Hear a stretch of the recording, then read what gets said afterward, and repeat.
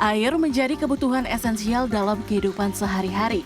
Kualitas air yang kita gunakan tentunya akan berpengaruh bagi kesehatan dan kenyamanan hidup kita.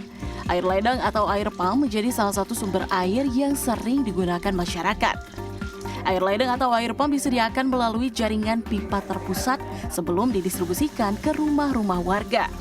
Air ini telah melalui proses kontrol kualitas yang panjang sehingga dipastikan layak konsumsi. Walaupun melalui proses quality control yang panjang, tidak menutup kemungkinan air ledeng ini tercemar. Beberapa faktor yang mempengaruhi misalnya kebocoran pada pipa distribusi hingga banyaknya jaringan pipa yang tidak dirawat dengan baik sehingga dapat mengkontaminasi air. Air yang terkontaminasi dan dikonsumsi manusia dalam jangka panjang dapat menimbulkan penyakit. Jadi kalau misalnya air ledeng atau air pump yang sudah terkontaminasi bisa saja misalnya terkontaminasi dengan mikroorganisme ya. Yang paling banyak misalnya salah satu contohnya itu adalah E. coli ya, yang paling banyak kasusnya. Kemudian misalnya juga terkontaminasi dengan logam berat ya. Atau mungkin dengan zat-zat kimia yang lain. Sehatannya ya kita bisa bayangkan kalau misalnya dia terkontaminasi dengan mikroorganisme kan berarti kan ini ada mikroorganisme yang sifatnya sebagai patogen yang kemudian dia akan menginfeksi. Nah, itu tergantung apakah misalnya dia memberikan gangguan pada saluran pencernaan gitu kan ya. Tergantung pada organ mana yang sebetulnya menjadi targetnya. Secara umum, air ledeng ini mempunyai banyak manfaat dalam kehidupan sehari-hari.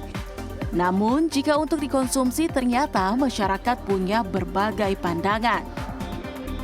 Air ledeng biasanya kami gunakan untuk cuci piring, untuk bersih-bersih lah ya, mandi atau untuk bersih-bersih yang lain dari rumah tangga.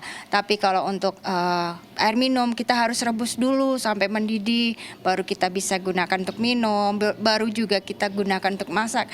Yang penting air itu harus higienis ya, harus matang dulu baru kita bisa gunakan. Kalau saya minum air ledeng ya pernah ya, untuk kesehatan saya tidak ada efeknya sama sekali. Mungkin karena ya ketebalan tubuh, juga kayak saya minum itu ya niating sun lah. Nah, dari kacamata kesehatan, air ledeng akan lebih aman dikonsumsi jika telah dimasak hingga matang. Karena bakteri yang terdapat pada air sebagian besar akan mati jika melalui proses perebusan. Namun hal ini tidak berlaku untuk air ledeng yang tercemar logam berat.